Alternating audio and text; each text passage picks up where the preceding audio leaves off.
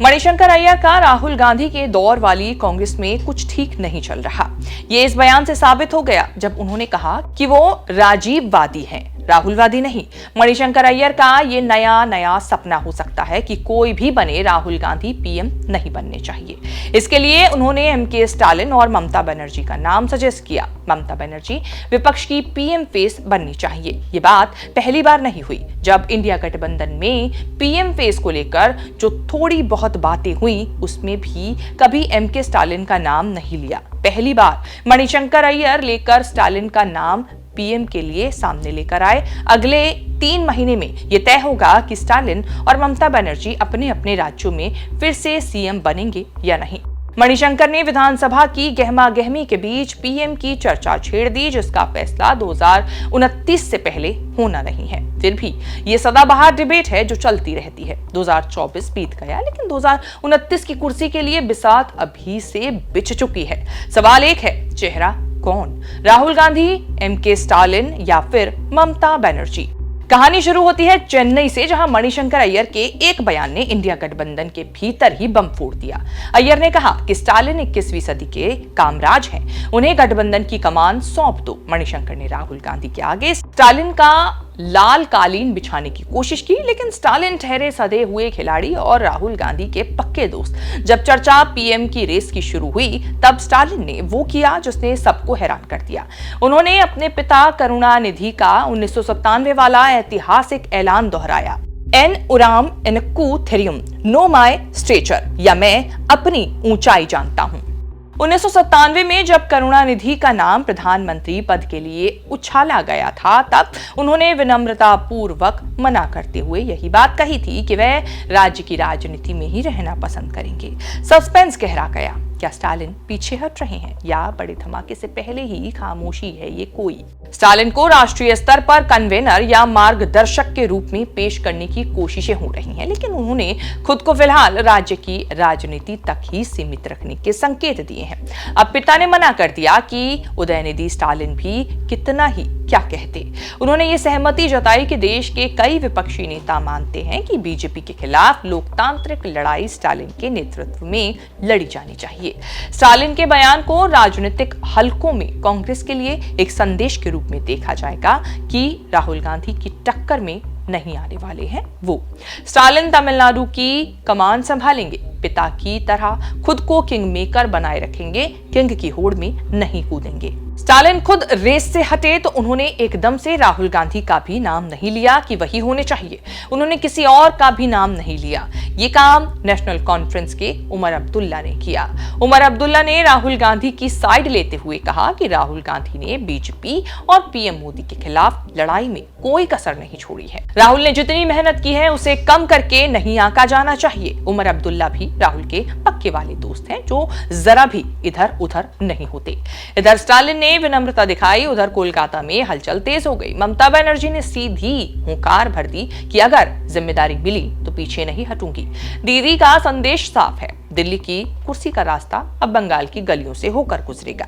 लालू यादव ने भी सुर में सुर मिलाए, जिससे दिल्ली के गलियारों में भी हलचल मच गई कि क्या राहुल गांधी का दावा कमजोर पड़ रहा है। ममता बनर्जी ने इशारा किया कि अगर उन्हें अवसर दिया जाता है तो वो विपक्षी गठबंधन की कमान संभालने के लिए बिल्कुल तैयार हैं, लेकिन उनसे भी बंगाल का मुंह छूटता नहीं।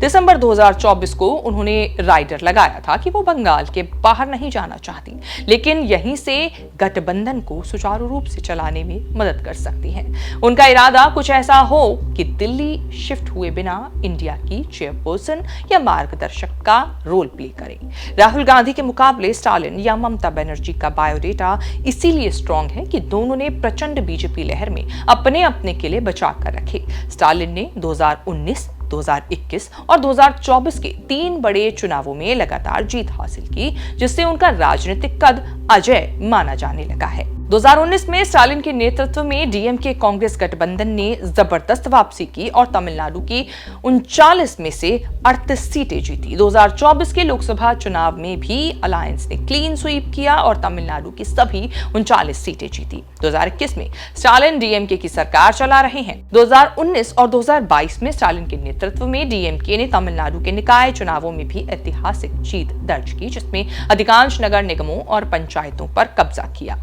वहीं ममता बनर्जी ने 2011 से अकेले बीजेपी को रोका हुआ है। 2014 के बाद ममता बनर्जी ने 2 विधानसभा चुनाव 2016 और 2021 में जीते। 3 लोकसभा चुनाव 2014, 2019 और 2024 में बीजेपी को हराया। सबसे ज्यादा फोकस के बाद भी ममता ने बीजेपी को सत्ता तक पहुंचने नहीं दिया। स्टालिन और ममता में बेसिक फर्क यह है कि स्टालिन की सारी पॉलिटिक्स में कांग्रेस और राहुल गांधी नेचुरल पार्टनर होते हैं। ममता की पूरी पॉलिटिक्स में कांग्रेस या राहुल गांधी के लिए कोई गुंजाइश नहीं होती, लेकिन टेक्निकली इंडिया अलायंस में वो बनी हुई है।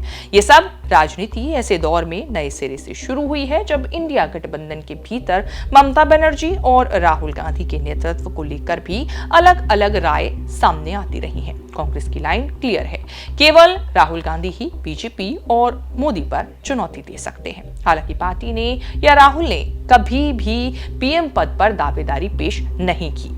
बीजेपी ने इस म्यूजिकल चेयर पर चुटकी लेने में देर नहीं की। पार्टी प्रवक्ताओं ने कहा, अय्यर को भी अब राहुल गांधी पर भरोसा नहीं रहा। घूम फिरकर बात वही की 2029 में कौन डार्क हाउस साबित होगा। स्टालिन तमिलनाडु में धमाकेदार जीत लेकर आए तो विपक्ष में उनका कद बना रहेगा। ममता ने भी बीजेपी को हराकर फिर बंगाल बचा लिया तो उनके मुकाबले में कोई खड़ा नहीं हो पाएगा। राहुल गांधी के सिर पर फिलहाल किसी बड़ी जीत या बड़ा चुनाव जीतने का सेहरा नहीं बंधने जा रहा है। शेष भारत की इस रिपोर्ट में इतना ही। इस रिपोर्ट को लेकर आपकी क्या राय है, हमें कमेंट करके अपनी बात जरूर बताएं और आगे भी ऐसी खबरें देखने के लिए आप बने रहें न्यूज़ तक के साथ। कभी सोनम वांगचुक ने आपसे कहा निजी बातचीत नहीं सही, जो एमएचए के बड़े व्यक्ति हैं या ऊपर से जिनका ऑर्डर आता है, उनके बारे में कभी पॉइंट ऑफ डिस्कशन रहा है आप लोगों के बीच में? मेरी जानकारी में कोई सार्वजनिक मुलाकात मेरे ध्यान में नहीं है कि 1 to 1 कभी उनसे उनकी मुलाकात हुई है। आपके ध्यान में हो तो बताइए कि कभी उनकी मुलाकात हुई हो, कभी कोई बातचीत हुई हो इन घटनाओं से पहले भी?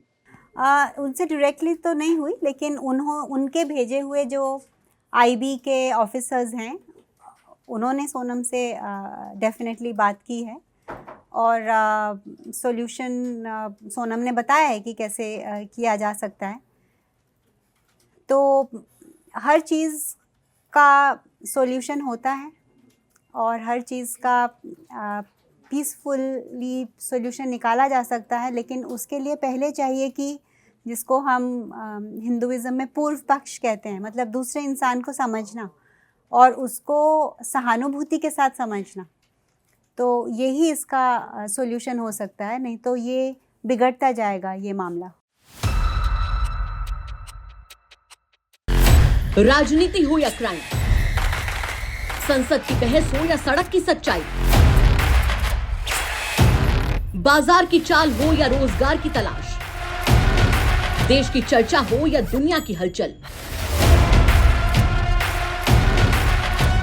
जंग के शोर से सीज फायर की खबर तक, यूपी बिहार से तमिलनाडु की सियासत तक, एस्ट्रोलॉजी के सितारों से खेल के मैदान तक, सच साफ सीधे अंदाज में। देखिए तक 360, गली से ग्लोब तक।